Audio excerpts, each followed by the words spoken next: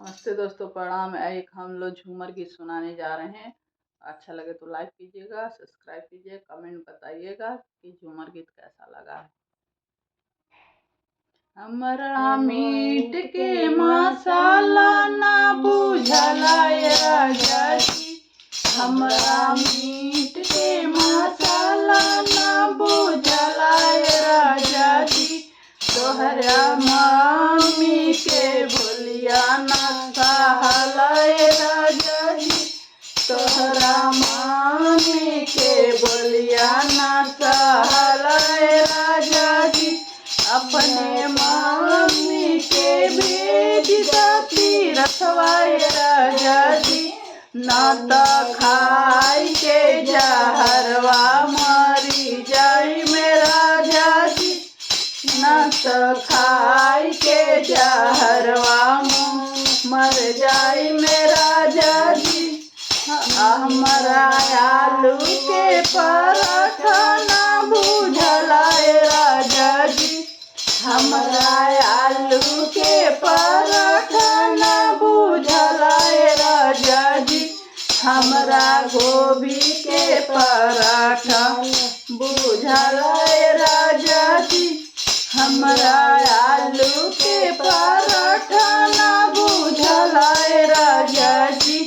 हमरा गोभी के पराठा ना बुझला राजा जी, तोहरे भाभी के बोलिया ना कहला राजा जी, तोहरे भाभी के बोलिया ना कहला राजा जी, अपने भाभी के अपने भाभी के अलग करा दे राजा जी, अपने भाभी के अलग करा दे राजा जी, ना तो खाई के जहरवा हम मर जाई में राजा जी, ना तो खाई के जहरवा हम मर जाई में राजा जी, ना तो चल जाए मैं अपने नैहरवाए राजा जी, ना तो चल जाए मैं अपने नैहरवाए राजा जी, हमरा पालक के पराठा ना बुझला राजा जी, अपने हमरे पालक के पराठा ना बुझला राजा जी, तोहरा बहिन के बोलिया ना कहला राजा जी, तोहरा बहिन के बोलिया ना कहला राजा जी, अपना बहिन के भेज दो ससुरवाए राजा जी, अपना बहिन के भेज दो ससुरवाए राजा जी, ना तो खाई के जहरवा मरी जाई में राजा जी, ना तो खाई के जहरवा मर जाई में राजा जी,